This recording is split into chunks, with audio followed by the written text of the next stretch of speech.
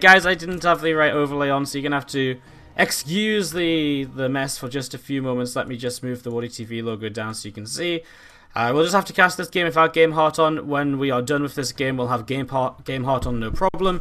It's just going to be this game where we're going to have to go without. So I do apologise for that in advance. Again, we just swapped computers and everything, so it's a little bit of a mess.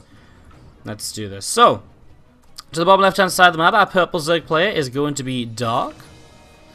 And he is going to be going up against the blue Protoss player to the top right-hand side from OSC Root. It is herO. So we set up into game number 3 of this best 3 series between these players. And have a little bit of a look to see what's going to be going on, what's going to happen. It is 1-1 between them, so 1-1, let's actually put the names on the screen as well. Always forget to do this when we forget our Game Heart. Obviously, we don't oftentimes forget Game Heart at all, so yeah. But yeah, let's see what's going to happen. Proxima Station, an interesting one as a map as well. As a map, this has really grown on me. I really like it. I think this and Abyssal Reef are probably my favourites out of the newer maps that we've seen added to the map pool. And maybe even out of the older maps as well, because, I mean, personally, I'm not really that interested in Newkirk Precinct at all. Belcher Vestige is okay, but yeah. So yeah, an interesting one to get us started on here is going to be seeing a Nexus coming down hilly from herO over on the top right hand side. And we're looking to see, just looking to see what's going on. So Hatchery coming down, spawner pool is starting up as well. I'm just looking to see what will happen early, basically. So gas pool hatch, or hatch gas pool, sorry, and we'll see very shortly a couple of queens starting up link speed as well, and see what's going to be happening. Very long delay, guys. The delay should just be 2 minutes. There's a possibility that I mess it up. There's a 4-minute delay on, but I don't think so. I'm pretty sure it's just 2 minutes. So yeah. Anyways, we're going to be seeing this Overlord moving towards the upper right-hand side to see what else is going on here. So Overlord moving in towards the upper right. We're going to see this Overlord from Dark moving around a little bit as well. And as you can see, that Zergling speed now on the way up from Dark 2. So just set up into, again, lots of different things in the very early stages. Nice standard way to get things started. And you see that Nexus just finishing up on the natural expansion. So again, all standard so far. And there we go. There's some tech for us to talk about. So it is going to be the Stargate coming down. It is going to be a little bit of a... I mean, Stargate is a very common, kind of slow-paced way to start up a PvZ. It says, I want to take a third base. You know, I want to be aggressive and harass and slow down your economy. But I want to macro myself. You know, there's a few all-ins you can do for Stargate, but generally it is going to be more focused on getting a third base up nice and early, maybe even before the 4-minute marker, and just using the Oracle to defend, and then you can go into Void Ray 2. You can even swap into Phoenix if you would like to use those to defend as well. So yeah, it'll be interesting to see what exactly he does with this, because there are so many options off the Stargate. Single Oracle into Phoenix, double Oracle, and it is going to be an Oracle straight away here. Also an Oracle Void Ray is something we could see oftentimes, so a few different options as we do see the Pneumatized Carapace also coming up from Dark. That's going to be finishing shortly, as Link Speed, his first upgrade of the game, has now finished, and the first few Zerglings will start to move out onto the map. So the first few Zerglings moving out here, looking to see where they can go and what they can get up to. So Overlord from Dark still moving around up near the top side, so looking to see where he can go with this. The Phoenix is about to pop out as a follow-up to that Oracle. Did he actually cancel it? Oracle? He did. He just went straight into a Phoenix, so he decides to not go for the Oracle, maybe because it was scouted, and then decides to just go Phoenix instead. We'll now start an Oracle afterwards as Dark hits a supply block from losing that there. And we're going to be seeing these few Zerglings trying to go up the ramp and getting shot at by the Mothership core, so a little bit of damage being taken. And we're just going to be seeing the MSC still just out overhead. There's that fast third expansion we were talking about earlier. The possibility of that is definitely amplified by Stargate opening, because yeah, I mean, again, you're kind of keeping the Zerg back at home a little bit, slash you're going to have units to come in and help you defend against any Ling Flood. Even Roach-based attacks can quickly start up a Void Ray, unlike with like a Twilight Council opening, where it really is about the number of units. And when you're all about the number of units, there's nothing but time that can help you out with that, and so a slightly later third Nexus is required, and also you're spending so much more money on making sure that you're able to afford the third Nexus while still building your units up to harass and whatever else. So it's a nice little startup here as herO going to back away to the left-hand side. And I'm going to be seeing the Oracle. Again, just picking up another couple of kills. Again, it's the first Oracle, 3 kills. Not bad, he keeps it alive for Revelations and so on later in the game now as well. Second Stargate, a Fleet Beacon really shows us how herO's going to approach this game though, as he starts to go in towards some Sky Toss here. So He starts to get this set up and ready to go. Going to see this Zergling in the back of the mineral line running around to see what is happening. Mothership Core just have that overcharge down, which will shut down the Zergling as it moves out the front. And now we see 3 Adepts starting to move forwards and looking to see where they want to go next. So 3 Adepts moving on out into the center of the map here. The lair coming up to being about halfway done. Another hatchery coming down as well. And that +1 melee upgrade. About 60, nearly 70% of the way done too. So continue to set up into that. A few banelings on the way now. You're going to be seeing the +1 air weapon attack upgrade from herO also coming into play. So +1 air weapons coming on up as we see these Adepts moving towards the mineral line. Again, just trying to do some more damage, trying to slow Dark down at this point in the game. Work count is actually in favour of herO, 60 to 55. And obviously the more of an advantage he has now, the better this becomes later for him as he starts to go into what you have to expect to be carriers in the fairly near future. You know, he's got +1 weapons on the way, he's got the fleet beacon down, and there's our first carrier of the game starting up right now in the production tab. So carriers are almost here. And we're going to be seeing the Forge coming down with a Twilight Council as well. So it's not going to be just straight up only carriers, nothing else. He's going to make sure he has an investment into some ground-based units as well. I mean, the Forge going to be very useful for cannons and static defense around the bases.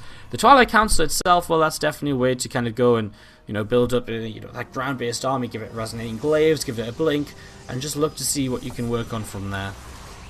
And we've seen the Lings running towards the front, not able to do too much here as you see the Oracle coming in, does drop that Revelation down in the main base, so Revelation getting popped down, and well, again, just the Oracle making use of itself, keeping itself active, and just continuing to try and scout. And I mean, hey, he sees the Hive starting up, so it's good information. He also sees the Bane Nest and the Evo Chamber both upgrading, so he knows there's upgrades coming down, and a Baneling-centric playstyle coming into action very shortly as well. Cryptiums continue to come out and pushing out through the left-hand side of the map. So Creep continue to push out through the left. We see one Zergling sat on over to the right-hand side as well. I'm just going to be seeing this Resonating Glaives upgrade is just starting up too. So Resonating Glaives on the way up. Going to see the +1 weapons and Graviton Catapults continue to come into. So again, just setting up into more and more of these Interceptors and Carriers and Sky-based upgrades. As we see Dark. Well, what's Dark really doing? He's got a Spire on the way down. The Hive will obviously help a lot in terms of getting some Vipers out. The Vipers will be almost a necessity, I would say, to kind of be able to abduct some of the carriers out of position, maybe even some parasitic bombs to force things to split away a bit. What I do find interesting is no Hydralisk Den at all here, so without a Hydra Den, Dark is just saying to himself, right, well, I don't feel as though I need those ground units, and to be fair, a lot of the times, the better way to play things out against carriers is not to go for the Hydras, but the carriers, but the Corruptors instead, and that's obviously going to be Dark's intention right now, as he just waits for his opponent to come in and to fight him. Circle still just moving around a little bit here. Is going to be seeing the few units working their way through the rocks on the right hand side. So rocks starting to take just a little bit of damage, and they'll go down fairly shortly. So again, just opening up the map, you generally see these rocks taken down, so the 4th base can come down towards the gold, which is very competently done on this map. Actually, it's just sort of set up in that sort of position where you're able to do that rather easily. As the Zerglings currently working their way through these rocks, and they're going to make their way through those.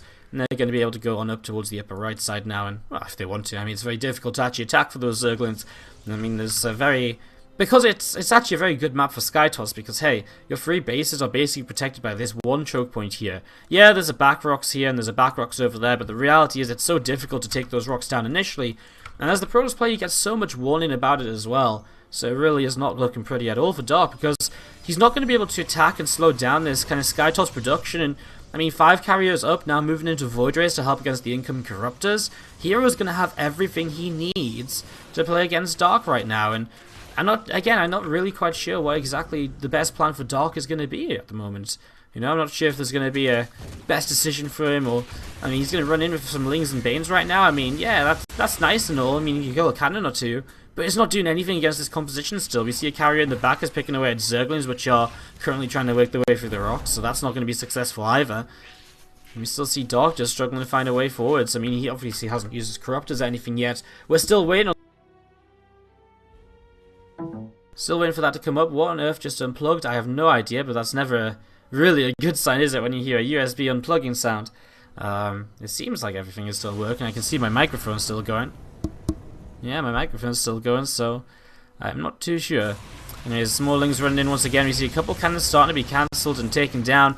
More cannons coming up here as well to the left-hand side of this Nexus. So a few more cannons coming on up, and just continuing to set up into all of this.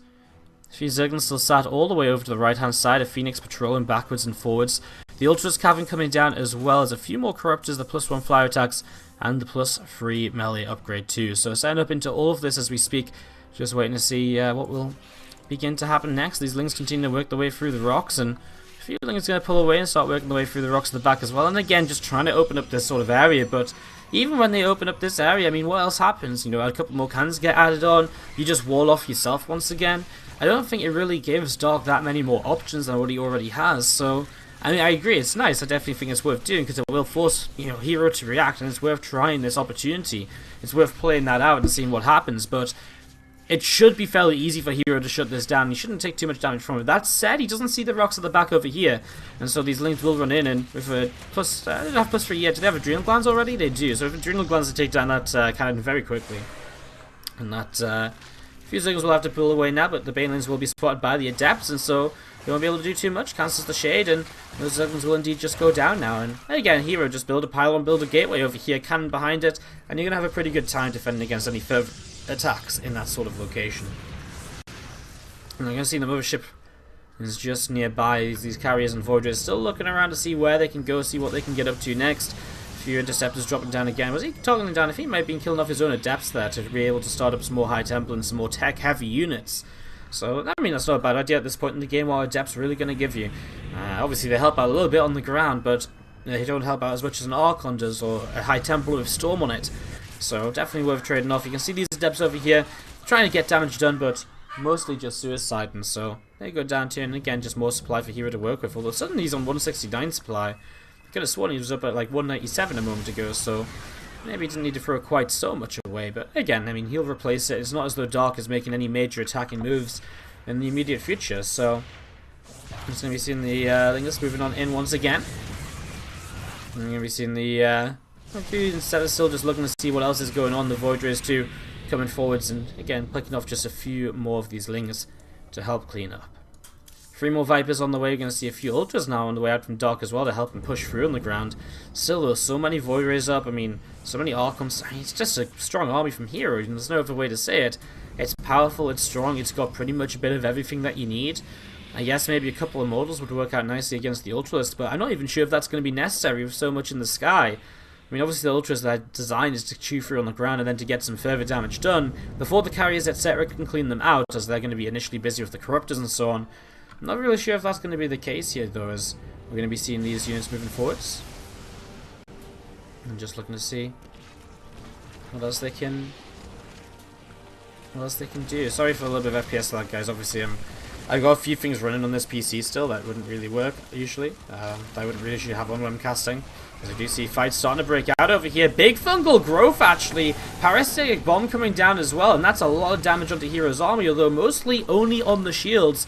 And so it's still engageable for herO. It's not the end of the world just yet, and he is pushing on into these Spore Crawlers, and well, there's those Ultras trying to push on through as well, but the army of herO is still doing pretty good. Ultras are falling. And as these Ultras keep on going down, we're going to see a couple more Corruptors being picked off as well. herO will take down this gold base, so he's going to get rid of the gold at least. So the gold base goes down. We're going to see units continue to move up towards the upper left here now. We're going to see Interceptors flying forwards again. We'll see the Void Rays coming into play. There's one Spore Crawler going down, another 2, and a 3rd. And still more damage being done right now. So damage continuing to come on out as we see still the Corruptors at the far right hand side. They're going to re-engage now. Come on in, and well, they get rid of one more carrier. But again, for now, that will be about it, as we still see these Archons looking around to see what they can do. And this army from here are going to pull back over to the center once again. So I'm going to pull back towards the center now. We see a 5th base coming up from herO. All of a sudden, I mean, Dark is able to rebuild very quickly, and he still has a lot of Corruptors up in the sky. What was really lost on either side there? I mean, we haven't seen a lot so far this game. I'm not on Game Hub, we can't use the units lost tab. I mean, I guess there's been a lot lost on either side. He is a lot more efficient for herO, which you expect with this sort of composition. As you running in once again, these Ultras trying to do something on the ground, and they're making some progress. These Archons finally starting to hold them back a little bit longer, but it's still the Voids and the Carriers in the sky which are trying to fight these Corruptors, and well, it's having a little bit of trouble, especially as they're having to fight in towards Smoke Crawlers, and all of a sudden, herO is losing out on pretty much everything. Dark is up 50-60 supply, and pushing on forwards. There's no Voiders left to protect. There's a Storm, but that's it. And we're going to see these Corruptors getting rid of another 2 carriers. Suddenly, herO on 78 supply against the 142, and Dark just has so much left over here. With 10 more Corruptors building, well, herO, does he even start to rebuild carriers now with so many Corruptors already on the map? I think, actually, the Greater Spire might be something that Dark is just missing right now. If a Greater Spire, you could put some of those Corruptors to use, despite the lack of air units at this point. That's something he might actually struggle with here, because while he does have a fairly reasonable army supply, and he's very far ahead in that, he is still in this very tough position where his opponent, herO, now doesn't have any air units, and so the Corruptors are sort of just dead weight. So actually, if we look at Dark's army, right now the only useful units are going to be a couple of Infestors, 6 Lings, and 4 Ultras which are building, which is not the best. However, that said again, I mean, the Corruptors can caustic spray, and if there was a Greater Spire, well, the Broodlords could be very useful too. As moving forwards, you can see that herO just says, well, do you have enough to deal with my ground army? I mean, with the Ultras coming up, I'm pretty sure Dark will. He's going to have 6 in total. But he was getting rid of some Smoke Rolls here initially. There's the Ultra moving forwards, and again, starting to fight this here. herO obviously feels as though he can take this down. To be fair, he is getting rid of this first Ultra. Some Transfuses will keep it alive a little bit longer. Another Ultra comes in, but reinforcing Zealots. Still just so many Corruptors in the sky, and again, they're not doing anything at all here. As more Ultras come in, maybe that's the extra damage that's needed, and we are going to see herO having to start pulling back. A few DTs being warped into, and hey, well, there isn't an Overseer here right now, so they could come in useful to help push this back initially. They can morph into Archons afterwards as well. The Immortal count starting to grow. And we're still just seeing these units all gathering up together. So, units still gathering up together. We see some DTs going to go over to the left-hand side as well. I'm going to be seeing 6 more Zealots on the way in. So 6 more Zealots building. We see another Immortal on the way up. Another ship core being remade. It looks as though herO might lose his upper left base. DTs, though, coming in to save the day. And they are getting some good swipes onto these Ultras. Cancelling some Banelings as well. And this Dark Temple for now going to keep herO alive. He sends another Void Ray down to this south side gold base. Going to start working his way through this. Does rebuild the Mothership. Again, I'm a little bit 50-50 about that one, because I do feel as though the Mothership is something which is not really going to add a lot to the game when there's that many Corruptors in the skies. Greater Spire is on the way up now, so I guess in the long run it might help out. It's kind of just like a time bomb right now for herO. As soon as that Greater Spire comes up, Dark can make use of some of these Corruptors. As soon as some Broodlords are in the game, there is nothing on the map for herO, which is going to be able to help out against that. Like, nothing at all. Let's see these Corruptors moving on up in towards the upper right hand side, and we're going to be seeing a couple of DTs pulling back as well, and again a few more DTs warping in, still just using these as a major way to help him defend, and you can morph some morphing Archons from them as well. As and here we go once more, Ultras still moving forwards, and still just Cannons and Archons here to help out, and it is enough for herO to hold off for now. And as soon as those siege units are up, though, the Broodlords, it's going to be so much more difficult, and I'm really intrigued to see if there's going to be a way for herO to still fight this.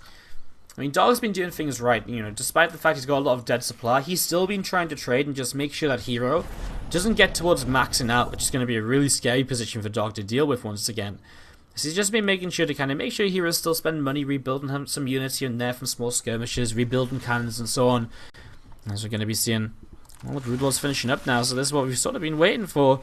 With the Broodlord's now in play, is there any answer to this from herO? Well, immediately he starts to back on away from this. We see the Mothership goes down almost instantly. Again, didn't really see the point of that being reintroduced in the first place, as Corruptors flying happily overhead. Broodlord's doing most of the work. Queen's transfusing some Ultras to keep them alive. herO pushed back, losing about 30 supply, while Dark doesn't lose all too much, and what he does lose, he's just replaced with 5 more Broodlords. So, more Broodlords getting ready to push on forwards, and again, herO is in this position where he might be able to sit defensively on cannons and all the rest of it for a little while longer. But the overall reality, I think, here is just going to be that there's a little bit too much for our Zerg player. This game has just gone so well for him throughout. And Dark pushes forwards, and here we go. Broodlords are going to start dropping down. I mean, instantly an Archon goes down. I mean, the units will turn and fight, and well, then the Ultras come in as well. It's just more units that herO has to try and get rid of, and he still just does not have enough units at all, as these Immortals continuing to get taken down one after the other. Broods continue to drop in from the sky, and again, there's a few more, well, Immortals go down. There really isn't that much left from herO, now down below 80 supply. That will be the GG.